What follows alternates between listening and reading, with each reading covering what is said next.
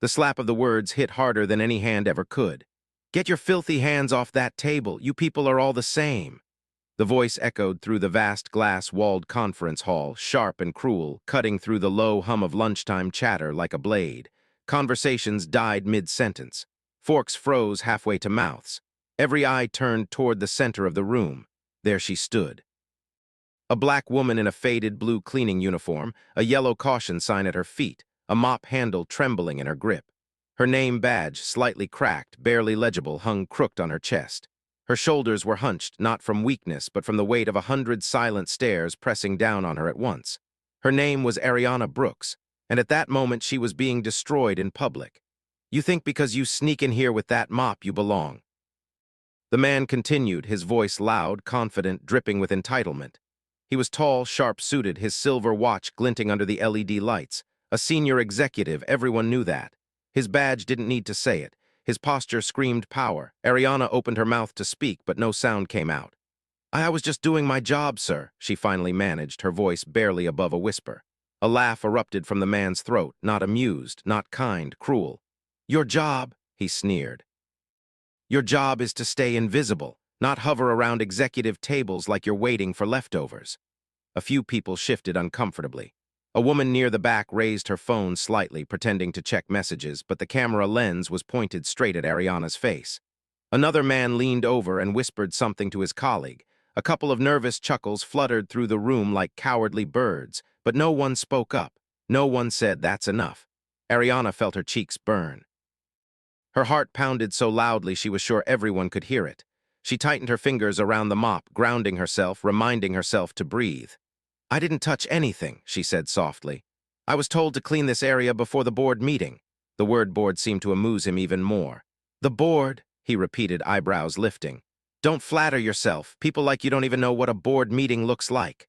Gasps rippled through the room now. Not loud enough to challenge him, just loud enough to acknowledge the cruelty. Ariana's eyes darted around the room.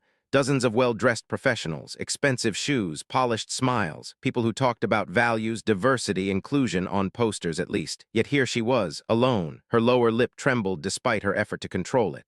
"I'm sorry," she whispered. "I'll leave." "Of course you will," the man snapped. "And make sure you don't wander into places you don't belong again. This isn't a shelter. This is a corporate headquarters." The words "you don't belong" hung in the air like poison. Ariana bent to pick up her bucket, hands shaking now. The liquid inside sloshed dangerously close to the rim, mirroring the tears welling in her eyes. She blinked fast, desperate not to cry, not here, not in front of them. But humiliation has a way of breaking through even the strongest walls. A tear escaped anyway, then another. Somewhere in the crowd, someone muttered, "That's messed up." But still no one moved. The executive crossed his arms, satisfied, as if he just put an unruly object back in its place. "Next time," he added casually, "we'll have security escort you out." That's when it happened. From the back of the room, a chair slowly scraped against the floor. The sound was quiet, almost unnoticeable, but heavy. Intentional. Ariana didn't see it yet. Her head was bowed, her vision blurred with tears, her dignity leaking away with every second of silence. But several people in the crowd turned their heads toward the sound. A ripple of confusion passed through them. Someone was standing up. A man, tall, calm, impeccably dressed, but without the loud arrogance of power. His suit was simple, dark, perfectly tailored. His hair was silver at the temples, his expression unreadable, his eyes fixed not on the executive, but on Ariana. The executive didn't notice him yet. He was still basking in his authority. "Unbelievable," he muttered. "The nerve." The man from the back took one slow step forward, then another. A few people recognized him instantly. Their faces drained of color, whispers started, urgent now. "Wait, is that? No, it can't be. Why is he here?" Ariana wiped her cheek quickly, ashamed, preparing to walk away forever from this moment that would replay in her mind for years. She didn't know that the most powerful person in the room was already moving toward her. "Before we go any further, let me ask you something." Question of the day. Have you ever witnessed someone being judged, humiliated, or mistreated because of how they looked, where they worked, or who they were and felt powerless or afraid to step in? If yes, share your story in the comments. Your voice matters. And tell us, where are you watching from today? Because what happens next in this room will change lives, expose ugly truths, and prove that silence can be just as cruel as words. The executive finally noticed the movement. He turned, annoyed, impatient, ready to snap at whoever dared interrupt him. But when his eyes landed on the man approaching from the back, his confident smirk faltered just for half a second. Ariana still hadn't looked up. She had no idea that the person about to speak knew exactly who she was, knew why she was there, and knew that this humiliation was being witnessed by far more ears than anyone in that room could imagine. Because somewhere beyond those glass walls, a board meeting wasn't just about to begin. It was already listening. And before you hear the words that brought a powerful man to his knees, let's go back to how this story truly began this morning. The day began long before the sun rose. At 4:37 a.m., Ariana Brooks's eyes opened to the familiar sound of coughing echoing through the thin walls of their apartment. It was deep, painful, and wet, the kind of cough that stole breath and lingered in the chest like a warning. "Mama," Ariana whispered, already sitting up. She swung her legs off the narrow bed, her feet touching the cold concrete floor. The heater hadn't worked in months, and winter crept into every corner of the apartment like an uninvited guest. From the next room came a weak reply. "I'm all right, baby, just give me a minute." Ariana was already moving. She pulled on a worn sweater, the elbows patched twice over, and padded into the tiny kitchen that doubled as a hallway. The apartment was small, 2 rooms, peeling paint, and a window that never quite shut all the way. But Ariana kept it spotless. Not because it impressed anyone, but because cleanliness was the one thing she could still control. She filled a kettle with water and set it on the stove, glancing toward the couch where her mother, Lillian Brooks, lay propped up with pillows. Lillian was only 56, but illness had aged her far beyond her years. Her eyes were sunken, her skin pale, her breathing shallow. "Here," Ariana said gently, helping her sit up. "I'll make the tea you like." Lillian smiled weakly. "You always remember." Ariana returned the smile, though her chest tightened. Of course she remembered. She remembered everything, every doctor's visit they couldn't afford, every prescription they had to stretch, every night she lay awake listening to her mother breathe, praying the sound wouldn't stop. Ariana was 26 years old. She had once dreamed of being a nurse. She loved helping people, loved the idea of healing, of making pain disappear. But dreams didn't pay rent. And when her father passed away 5 years ago, sudden heart failure, no insurance, the responsibility of survival fell squarely on her shoulders. Now she worked 2 cleaning shifts at Harrington Global Solutions, one of the most powerful corporations in the city. Night shift and early morning. No benefits, no security, just enough money to keep the lights on most months. She poured hot water over the tea bag and added a spoonful of sugar, even though sugar was something she rationed carefully these days. "How are you feeling?" Ariana asked, handing her mother the mug. Lillian shrugged. "Same as yesterday, worse than last year." They shared a quiet laugh, not because it was funny, but because sometimes laughter was the only thing standing between them and despair. Ariana glanced at the clock on the microwave. 5:02 a.m. She didn't have much time. She grabbed her lunch from the fridge, a small container of rice and beans she'd cooked the night before, and slipped it into her bag. Before leaving, she knelt beside her mother and kissed her forehead. "I'll be back as soon as I can," she said. "Please don't move too much. I left your pills on the table." Lillian caught her wrist. Her grip was weak but urgent. "Ariana, don't let them treat you like nothing," she said softly. Ariana swallowed. "I won't." But they both knew that promise was fragile. Outside, the neighborhood was still half asleep. Streetlights flickered. A stray cat darted between trash bins. The air smelled like damp pavement and old smoke. As Ariana walked to the bus stop, she greeted Mr. Johnson from downstairs, who always sat on the stoop with his radio, and waved at Mrs. Alvarez across the street, sweeping her sidewalk even at dawn. This was her world, people who struggled, people who survived. The bus arrived with a hiss, its doors folding open like tired arms. Ariana took a seat near the back, resting her head against the window as the city slowly came alive around her. Glass towers replaced brick buildings. Coffee shops replaced corner stores. Billboards advertised luxury she would never touch. She stared at her reflection in the window, dark skin, tired eyes, hair pulled back neatly despite everything. She straightened her posture unconsciously. Dignity, her father used to say. They can take a lot from you, but don't give them that. When she arrived at Harrington Global Solutions, the building loomed like a monument to power, all steel and glass, reflecting the sky like it owned it. Ariana entered through the service door, swiping her badge. The familiar scent of disinfectant greeted her. She tied her apron, slipped on her gloves, and got to work. She cleaned silently, efficiently, invisible. She wiped conference tables where million-dollar decisions were made. Polished floors that reflected expensive shoes. Empty offices with leather chairs no one would ever offer her to sit in. Most people didn't know her name, most didn't care, but Ariana cared. She cared about doing her job well, about being respectful, about earning every dollar honestly. As she cleaned the main executive conference hall, she noticed a note on her task list. Prepare room for emergency board meeting 11:30 a.m. emergency board meeting. That was unusual. She double-checked the instructions. Clean table surfaces. Sanitize chairs, clear trash, simple. She didn't know that this room, the same room, would soon become the stage for her deepest humiliation and her greatest vindication. As she finished mopping near the long oak table, she paused for a moment, stretching her sore back. She thought of her mother at home, of the medicine running low, of the doctor's warning from last week. Without consistent treatment, her condition will worsen quickly. Ariana closed her eyes briefly. Just get through today, she told herself. Just one more day. She didn't know that today would test her strength in ways she had never imagined, and that the world she had learned to stay invisible in was about to see her very clearly. By 7:18 a.m., Ariana's phone had already buzzed 3 times. She ignored it at first, assuming it was a reminder from the pharmacy or another automated message she didn't have the energy to hear. But when it buzzed again, longer this time, something twisted sharply in her stomach.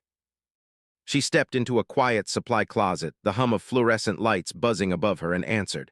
"Hello, Ariana Brooks," a clipped voice asked. "Yes, this is she.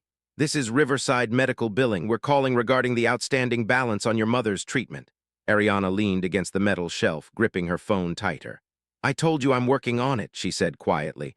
"I just need more time." There was a pause, then the voice softened, but only slightly. "Ms. Brooks, your mother's prescription for the pulmonary medication expires today. Without renewal, the pharmacy will not release the next dose." Ariana closed her eyes. "How much?" she asked, already knowing the answer. "After insurance denial, the remaining cost is $1,460. The number landed like a blow. I don't have that," Ariana whispered. "I get paid Friday. Can't you extend it?" "I'm sorry," the voice replied, rehearsed and distant. "Without payment, we can't proceed." The call ended. Ariana slid down until she was sitting on the floor of the supply closet, her back against the wall, mop buckets towering around her like silent witnesses. Her chest felt tight, her breathing shallow. $1,460. She did the math automatically, rent overdue by 2 weeks, electricity bill already in final notice, groceries stretched thin enough to count grains of rice. There was nothing left. Her phone vibrated again. This time it was her mother. Ariana hesitated before answering, wiping her face quickly. "Hey, Mama." "Baby," Lillian said, her voice weak, strained. "I'm sorry to bother you at work, but my breathing feels tighter today." Ariana's heart stuttered. "Did you take your morning dose?" she asked. "Yes," Lillian replied, "but the bottle's almost empty." Ariana swallowed hard. Okay, Mama, just try to rest. I'll handle it." After hanging up, Ariana stayed on the floor, staring at nothing. Fear crept in, not loud, not dramatic, but cold and suffocating. She had already tried everything. She had applied for emergency assistance, denied. She had begged the pharmacy for a partial refill, policy wouldn't allow it. She had asked her supervisor for extra hours, laughed off. She had called relatives, everyone was struggling. There was no safety net, only her. Ariana pressed her palms to her eyes, fighting tears. Crying wouldn't solve anything. Panic wouldn't either. Think, she told herself. There has to be something. And then she remembered. 3 weeks ago, during her night shift, she had overheard 2 executives talking near the elevators. They didn't notice her wiping the wall behind them. "Board discretionary fund," one of them had said. "For emergencies," the other replied. "CEO approved only. Discretionary fund. Emergency." Her heart began to race again, but this time with something dangerously close to hope. She stood slowly, smoothing her uniform, her mind spinning. No. That's crazy, she told herself. They don't help people like me, but what was the alternative? Let her mother suffocate at home because she was too afraid of humiliation. Ariana checked the time. 11:12 a.m. The board meeting was scheduled for 11:30. If there was any chance at all, it would have to be now. Her hands shook as she left the closet and walked toward the main conference wing. Every step felt heavier than the last. As she approached, she saw the executives arriving, tailored suits, confident laughter, coffee cups that cost more than her entire lunch for the week.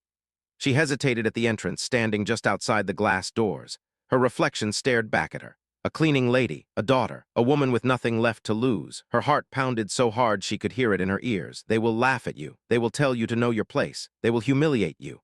But another voice, quieter, steadier, rose beneath the fear. "If you don't try, your mother will pay the price." Ariana took a breath, then another. She stepped inside. She didn't make it more than 5 feet before a voice cut through the room like a whip. Hey, what do you think you're doing? The executive from earlier, the one with the silver watch, had spotted her instantly. His eyes narrowed as if her presence offended him personally. I'm sorry, Ariana said quickly. I just need a moment. I was told. Told by who? He snapped, already standing. This is a board meeting room. Yes, sir, I know, she said, her voice trembling now. But I was hoping to speak with someone about an emergency fund. It's for my mother. She's sick. And that's when his face hardened, and the room fell silent. What happened next would shatter Ariana's dignity in front of everyone and expose the true cost of desperation. She had walked into that room believing she had nothing left to lose. She was wrong. The walk back to the conference wing felt longer than any distance Ariana had ever traveled. Each step echoed inside her chest like a countdown she couldn't stop. Her shift technically ended at 10, but she had stayed late, volunteered even, hoping to earn goodwill, maybe a few extra dollars, or at least avoid being noticed. Now irony burned in her throat. Being invisible had always been her shield. Today she was stepping directly into the spotlight. As Ariana moved through the corridors of Harrington Global Solutions, the building seemed to change around her. The service hallways she knew so well, dim, utilitarian, smelling faintly of disinfectant and dust, gave way to polished marble floors and soft, carpeted silence. The air grew cooler, cleaner, infused with expensive cologne and brewed coffee. She clutched her bag tighter against her side. Her uniform suddenly felt louder than any noise. The faded blue fabric, the scuffed shoes, the name badge hanging slightly crooked, it all screamed you don't belong here before anyone even spoke. Turn back, a voice inside her begged. Find another way, but there was no other way. As she passed a glass wall, she caught her reflection again. This time she stopped. She saw her mother's eyes in her own, the same tired strength, the same quiet hope that refused to die no matter how many times the world tried to crush it. I'm doing this for you, she whispered under her breath. Her phone buzzed again, a text from Lillian. Mama, breathing's worse. Don't rush home, baby. I'll be okay. The lie was gentle, but Ariana knew it was a lie. Her throat tightened. She typed back quickly. Ariana, I'm working on it, I promise. She slid the phone into her pocket and squared her shoulders. The closer she got to the conference wing, the louder her thoughts became. What if they fire me? What if they call security? What if they laugh? She had seen it happen before. Once, a janitor had asked a manager for a day off to attend his son's funeral. The manager told him to be grateful he even had a job. The man came in the next day, eyes red, silent, broken. Ariana had learned then compassion was optional in places built on power. She reached the double glass doors of the executive conference hall and stopped. Inside, the room was already filling. Long oak table, leather chairs. Bottled water placed precisely in front of each seat. A massive screen at the far end glowed with the company logo, Harrington Global Solutions. Ariana had cleaned this room dozens of times, but she had never entered it like this, not as a worker, but as a human being asking for help. Her hands trembled. She wiped them against her apron, even though they were already clean. Just speak calmly, she told herself. Just explain. They're people. Someone will listen. She took a step forward. Then another. The sound of her shoes against the floor seemed too loud. Heads turned. She froze. Dozens of eyes landed on her at once, some curious, some annoyed, some already dismissive. The executive with the silver watch noticed her immediately. His jaw tightened, and before she could even speak, the air in the room shifted, heavy, charged, hostile. But Ariana didn't know yet that this was the same moment we witnessed earlier, the moment when humiliation would strike her like lightning. She only knew one thing: if she walked away now, she would never forgive herself, so she forced her voice to work. "Excuse me," she said softly. "I'm sorry to interrupt." The words felt small in a room built for dominance. She didn't see the man standing near the back yet, the one who had arrived quietly, the one whose presence went unnoticed by most, but not by fate. She didn't know that this journey, every fearful step, every silent prayer, was leading her directly into a moment that would redefine her life. All she knew was that she had reached the door, and there was no turning back. She stepped fully into the room, and the confrontation began. The moment Ariana stepped fully into the room, the temperature seemed to drop, not physically, but emotionally. The low murmur of executive conversation dissolved into an uneasy silence, the kind that comes when something unexpected and unwelcome interrupts comfort. Chairs creaked as people shifted. A few brows furrowed, others lifted in irritation. And then the voice came again, loud, sharp, unapologetic. "Who let her in here?" The man with the silver watch rose slowly from his seat, straightening his tailored jacket as if preparing for a performance. His nameplate read Daniel WHITMORE Senior Operations Director. He didn't look at Ariana like she was a person. He looked at her like she was a stain on a white carpet. Ariana felt her pulse hammering in her ears. I'm sorry, sir," she began, clasping her hands together to stop them from shaking. "I was hoping to speak to someone about an emergency. This is not a help desk," Whitmore snapped, cutting her off. "This is a board meeting." "I understand," Ariana said quickly. "But I overheard there may be an emergency assistance fund. My mother is very sick," and Whitmore laughed, not amused, not surprised, mocking. A few people flinched. A woman near the table glanced down at her notes, suddenly very interested in them. "An assistance fund?" Whitmore repeated. "For you," Ariana nodded, swallowing hard. "I wouldn't ask if it wasn't urgent. She needs medication today, or—" "Oh, please," he said, waving a dismissive hand. "We are not a charity for sob stories." Her cheeks burned. "I can show proof," Ariana offered desperately. "Medical documents, bills, that won't be necessary," Whitmore replied coldly. "What is necessary is for you to understand boundaries." He took a step closer to her. "People like you clean the room," he said loudly, ensuring everyone heard. "You don't walk into it asking for money." The words landed like slaps. Ariana's breath hitched. "I've worked here for 3 years," she said, her voice trembling but steady enough to be heard. "I've never asked for anything. You've worked here because you're cheap labor," Whitmore interrupted. "Let's not confuse employment with entitlement." A sharp intake of breath rippled through the room. Someone near the back muttered, "Jesus," but still no one intervened. Whitmore continued, emboldened by the silence. "Do you have any idea how inappropriate this is?" he asked. "Walking into a room full of executives like you belong here." Ariana's eyes flickered around the room. Faces everywhere, watching, judging, recording. A phone was raised, now no longer subtle. She felt exposed, stripped, reduced to a spectacle. "I'm not saying I belong here," she said softly. "I'm saying I'm desperate," Whitmore scoffed. "Desperation doesn't grant access." He gestured toward the door. "Leave, now, before I call security." Her throat closed. "Please," Ariana whispered. That single word, please, seemed to irritate him more than anything else. He leaned in slightly, lowering his voice just enough to sound threatening. "This is a billion-dollar company," he said. "Do you really think we got here by handing out money to every cleaning lady with a sad story?" The phrase cleaning lady echoed cruelly. Ariana's vision blurred. "I work hard," she said, tears threatening to spill. "I've never been late. I've never caused trouble. I just need help, just this once." Whitmore straightened and raised his voice again. "Everyone here works hard," he declared. "The difference is we earned our place at this table." The implication was clear. She hadn't. Laughter, nervous, uncomfortable, fluttered from one side of the room. Someone else coughed loudly, pretending not to notice. Ariana felt something inside her crack, not her pride, her hope. She looked down at her uniform, suddenly painfully aware of every faded seam, every stain that refused to come out no matter how much she scrubbed.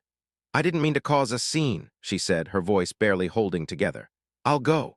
"Good," Whitmore said, "and make sure you don't wander into restricted areas again." As she turned to leave, he added one last thing, loud enough for everyone. "Some people should learn to stay in their lane." That was when the tears fell, not dramatic sobs.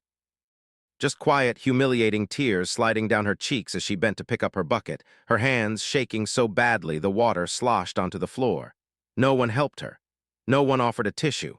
No one said stop. The room watched in silence as Ariana Brooks' daughter, caregiver, human being, was reduced to nothing more than an inconvenience to be removed.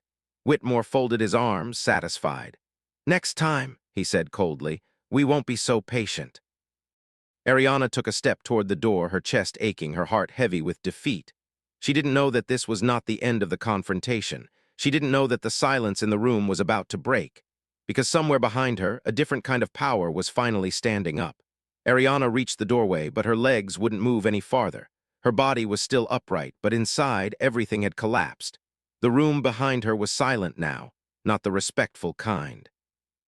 Not the thoughtful kind, the heavy, suffocating kind, the kind that presses down on your chest until breathing feels like work.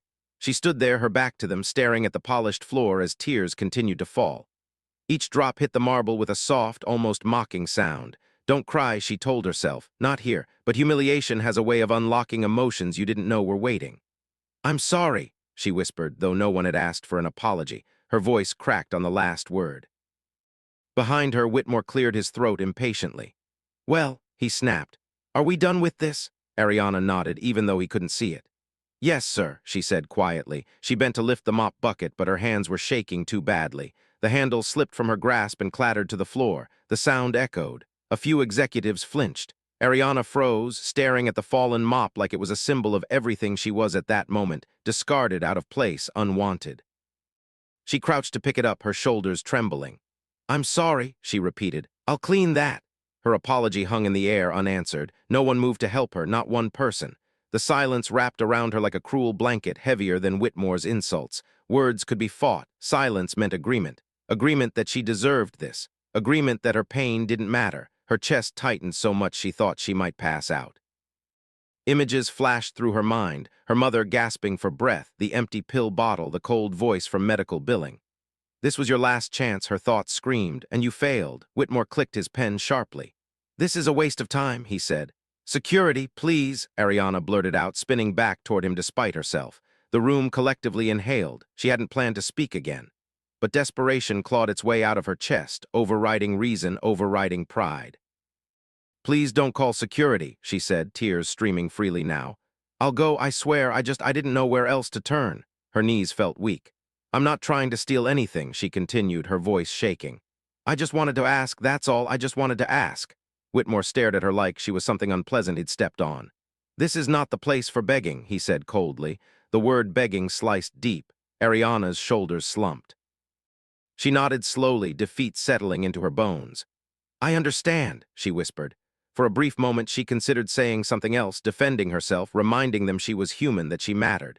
But the weight of the room pressed down on her, crushing any remaining strength. She turned away again. This time she took a step, then another. Each step felt like walking away from hope itself. She was almost out, almost free from their eyes, when a quiet thought crossed her mind. If I leave now, my mother may not survive. Her breath caught. She stopped again, gripping the mop so tightly her knuckles turned white. Her head bowed, her voice came out broken. I'm sorry I'm not worth your time, she said softly, not to Whitmore, not to the room, but to herself. That was rock bottom, not the shouting, not the insults, but the moment she truly believed she deserved none of their compassion. Behind her, Whitmore exhaled sharply, irritated. This is unbelievable, he muttered. Raised his hand, ready to summon security, ready to erase her completely from the room and from his conscience. And that's when a new voice spoke. Calm, controlled, unshaken. That's enough. 2 words, but they carried weight. The room stiffened. Ariana didn't turn yet. She wasn't sure she'd heard correctly. Whitmore frowned. Excuse me, I said, the voice repeated, slightly firmer now. That's enough. A chair scraped against the floor. Footsteps approached, unhurried, confident. Ariana finally looked up. From the back of the room, a man was walking toward them. He didn't raise his voice. He didn't look angry, but something about his presence shifted the air itself. Executives straightened in their seats. A few exchanged uneasy glances. Whitmore scoffed lightly. And who exactly are you to interrupt this meeting? The man stopped beside Ariana. He looked at her first, not with pity, not with curiosity, but with kindness. Are you all right? He asked gently. Ariana couldn't speak. She shook her head slightly. He nodded as if he already knew. Then he turned to Whitmore. I asked you to stop, he said calmly. Whitmore smirked. Listen, whoever you are, this doesn't concern you. The man's eyes hardened just a fraction. Oh, he replied quietly, it concerns me very much. The room held its breath. Something was about to change. And for the first time since she'd entered that room, Ariana felt it, hope, standing right beside her. The man's presence was like a sudden stillness after chaos. He stood beside Ariana, not in front of her, not towering over her, but with her, close enough that she could feel the warmth of his sleeve against her arm, close enough that, for the first time in the room, she did not feel completely alone. Whitmore let out a short, incredulous laugh. Let me guess, he said, arms crossing again. Another consultant who thinks he understands how this company works. The man didn't respond immediately. He looked at Ariana once more, taking in her trembling hands, the tear tracks on her cheeks, the way she clutched the mop like a lifeline. Would you like to sit down? He asked her gently. Ariana blinked, confused. I'm fine, she said automatically, even though she clearly was. I didn't ask because I thought you were fine, he replied softly. I asked because no one should have to stand through this. A ripple of discomfort moved through the room. Whitmore's smile thinned. This is getting ridiculous. Sir, I don't know who you think you are, but you're disrupting an executive session. The man finally turned fully toward him. Up close, there was nothing flashy about him. He wasn't young. He wasn't trying to impress anyone. His suit was immaculate but understated. His voice, when he spoke, was level and controlled, like someone used to being listened to. "What's your name?" he asked Whitmore. Whitmore blinked. "Excuse me?" "Your name," the man repeated. "You seem comfortable speaking for everyone in this room. I'd like to know who you are." A few heads turned. Whitmore hesitated for half a second, just long enough to be noticed. "Daniel Whitmore," he said sharply, "Senior Operations Director." The man nodded slowly. "Daniel Whitmore," he repeated, committing it to memory. "And how long have you been with this company?" 15 years, Whitmore replied, puffing up slightly. "Long enough to know when someone is out of line." "Interesting," the man said. "Because from where I'm standing, the only person out of line is you." The room went dead silent. Ariana's breath caught. No one had ever spoken to Whitmore like that. Not here, not in this room. Whitmore's face flushed. "Now listen." "No," the man interrupted calmly. "You've done enough talking." He gestured subtly toward Ariana. "This woman came in here asking for help," he continued. "Not demanding, not disrupting, asking." "She violated protocol," Whitmore snapped. "She followed desperation," the man corrected. "Which, last I checked, is not a disciplinary offense." A murmur spread through the room, now low, uneasy. Whitmore glanced around, annoyed to see the mood shifting. "With all due respect," Whitmore said, his voice tight, "this is not your concern." The man tilted his head slightly. "You've said that already." He took one slow step closer to Whitmore. "And you're wrong." Ariana could feel the tension radiating between them like electricity.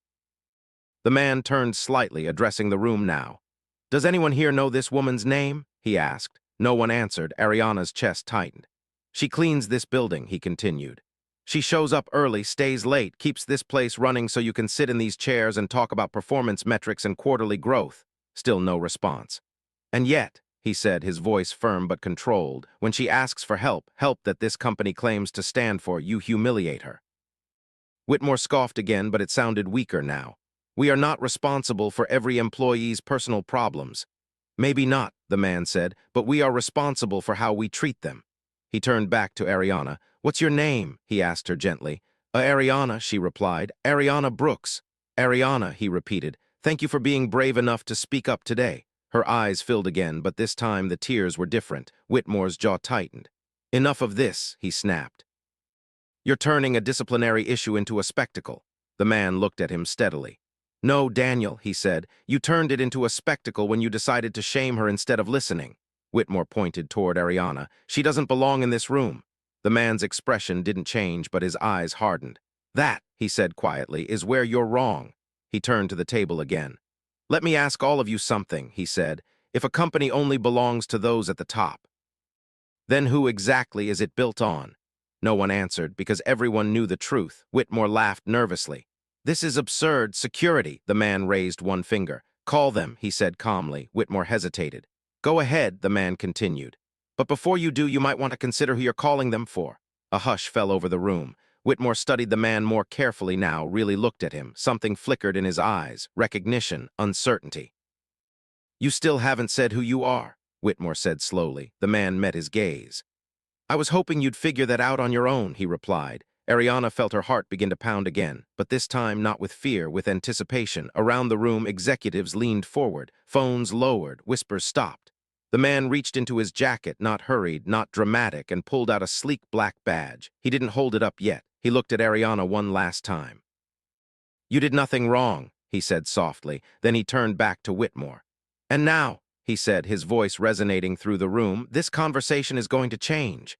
Because the truth, the kind that destroys arrogance and exposes cruelty, was about to be revealed. The room seemed to shrink inward, as if the walls themselves were leaning closer to hear what would come next. Whitmore's eyes were locked on the black badge in the man's hand. His earlier arrogance had drained away, replaced by something brittle, uncertainty trying desperately to hold its shape. "Well," Whitmore said, forcing a laugh that rang hollow, "we're waiting." The man didn't rush. He clipped the badge neatly onto his jacket, right where everyone could see it. The name engraved on the metal caught the light first. Then the title. A collective, audible inhale swept through the room. Some executives went pale. Others stiffened so hard it looked painful. One woman's pen slipped from her fingers and clattered onto the table.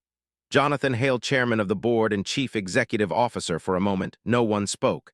The silence this time was different. It wasn't complicit. It wasn't cowardly. It was stunned. Whitmore's mouth opened, then closed. The color drained from his face so quickly it was almost frightening.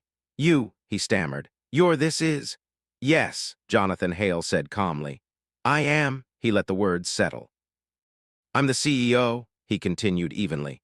And I've been listening since the moment I walked into this room. A ripple of shock surged through the crowd.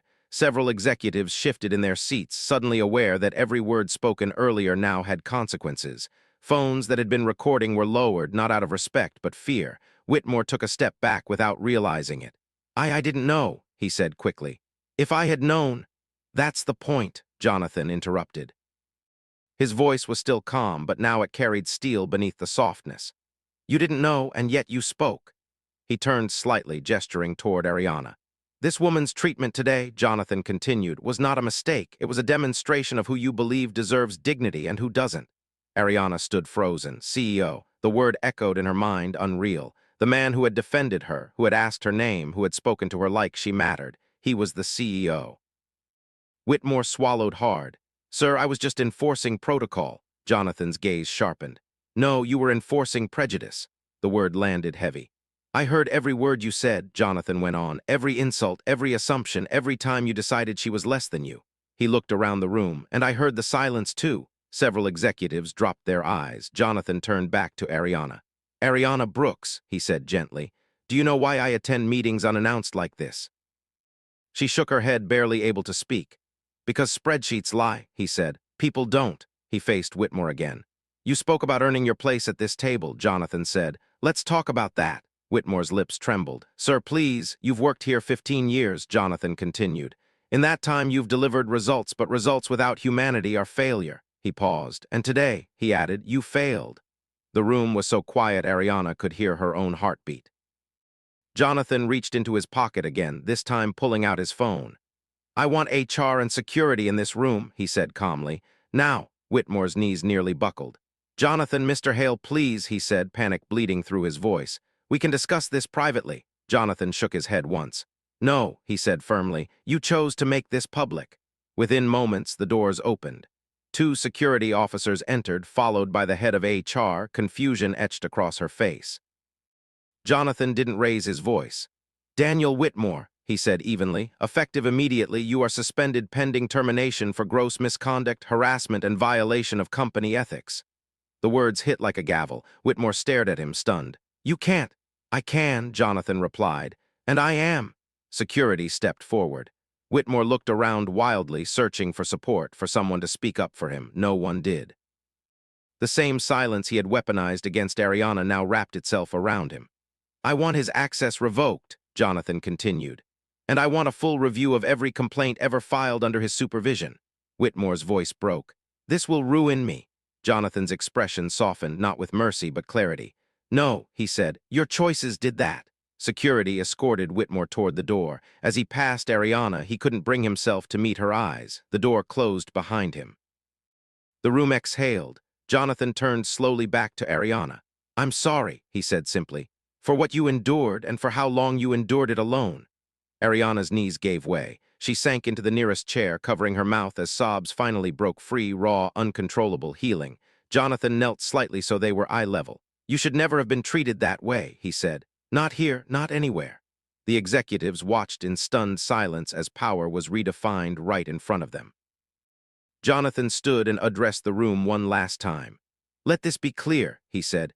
This company will not survive on profits alone. It will survive on humanity, or it won't survive at all. Then he turned back to Ariana.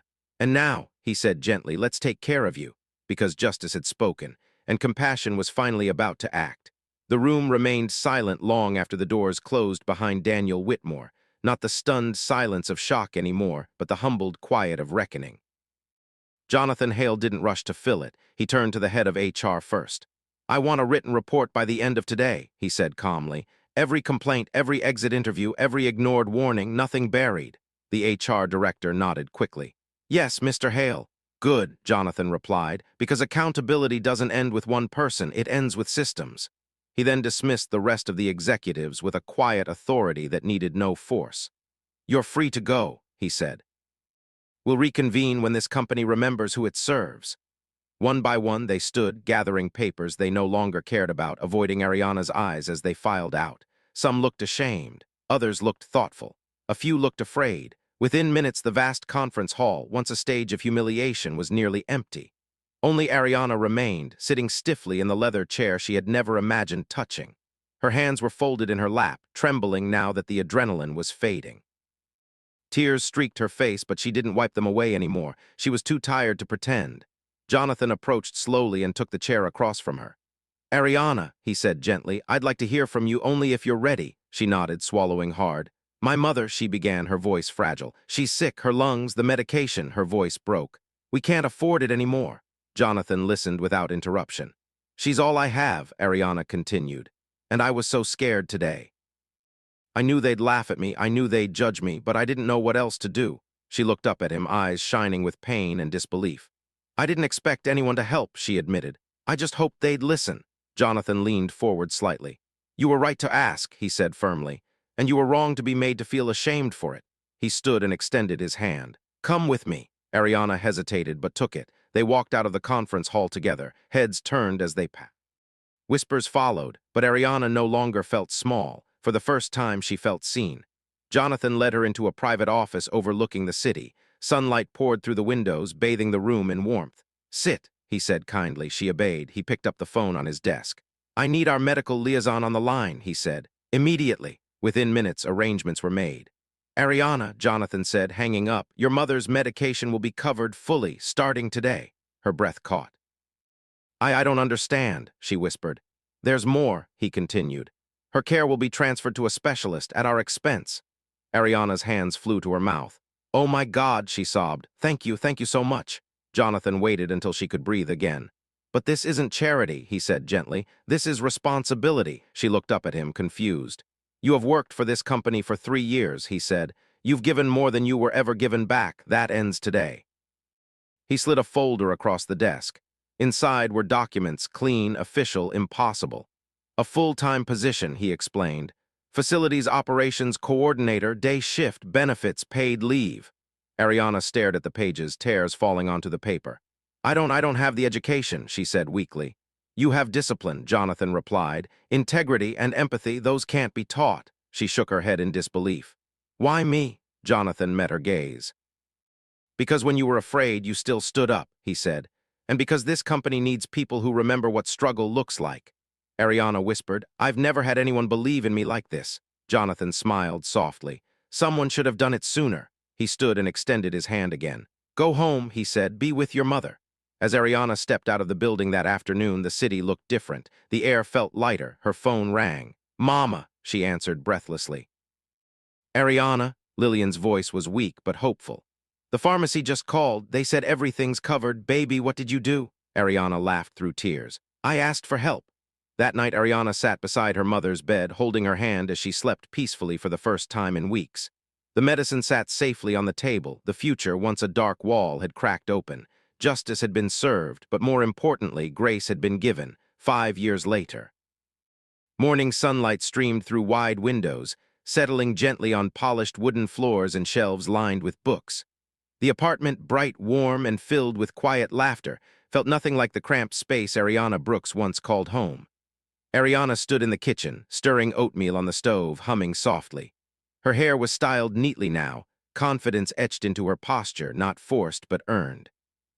She wore a simple blouse and slacks, her ID badge clipped at her side, not a cleaning uniform anymore, but a professional one. From the living room came a familiar voice. "Ariana, you're going to make me late," Lillian Brooks teased, resting comfortably in her armchair, a light blanket across her knees. Ariana smiled. "You say that every morning, Mama, and every morning I'm right." They shared a laugh. Lillian's breathing was steady now, stronger. Her treatments had worked, ongoing, carefully managed, and never interrupted again. She looked healthier than she had in a decade, her eyes bright, her smile easy. Ariana carried 2 bowls to the table and sat across from her mother. "Big day?" Lillian asked. Ariana nodded. "Orientation for the new hires, 20 of them this time." "Still hard to believe," Lillian said softly. "You leading others." Ariana reached across the table and squeezed her mother's hand. "I learned from the best." After breakfast, Ariana stepped outside, the city humming with life around her. She walked toward her car, a modest sedan, paid off, reliable, then paused as her phone buzzed. A message from Jonathan Hale. "Jonathan, proud of you today. The board approved the expansion of the employee support program." Ariana smiled and typed back. Ariana, thank you for seeing me when no one else did. She arrived at Harrington Global Solutions shortly after. The building hadn't changed, but the energy inside had. Posters now lined the walls, dignity at work, every role matters, humanity first. Ariana entered through the main doors, not the service entrance, and nodded to security who greeted her by name. "Morning, Ms. Brooks." "Good morning," she replied warmly. In the conference room, the same one where her life had once nearly shattered, new employees sat nervously, whispering among themselves. Ariana stood at the front. "I know this room can feel intimidating," she began. "But I want you to understand something from day one." She paused, letting the room settle. "No matter your title, your background, or where you started, your dignity is non-negotiable here." Some nodded, others looked relieved. "I started in this building as a cleaner," she continued, "and one day I was humiliated in this very room." The air grew still. "But someone chose to listen," she said, "and because of that, I'm standing here today." After the session, Ariana walked down the hallway, stopping to speak with a young janitor who looked nervous, clutching his mop the same way she once had. "You're doing great," she told him gently. His shoulders relaxed. Outside the building, a small sign had been installed near the entrance. Employee Support and Emergency Assistance Office. No shame, no judgment, just help. That afternoon, Ariana visited the community center she had helped fund. Children ran past her, laughter echoing off the walls. Plaque near the entrance read, "The Brooks Initiative providing healthcare, education, and hope." She knelt to help a little girl tie her shoe. "What do you want to be when you grow up?"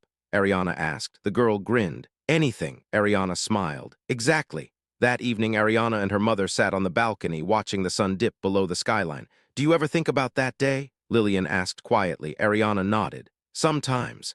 "And does it still hurt?" Ariana considered the question. "No," she said softly. "It reminds me." "Of what?" "Of how powerful kindness can be," Ariana replied, "and how dangerous silence is." She looked out over the city, at the lights, the lives, the endless stories unfolding unseen. "One person speaking up," she continued, "can change everything." Never judge someone by the role they play or the uniform they wear, because dignity belongs to every human being. Kindness costs nothing, but its impact can last a lifetime. When we choose compassion over silence, we don't just change one life, we change the world around it. If this story moved you, inspired you, or reminded you of the power of humanity, please like this video, share it with someone who needs to hear it, and subscribe to our channel for more stories that restore faith in kindness. Because you never know, the person you choose to see today might be the miracle someone's been praying for.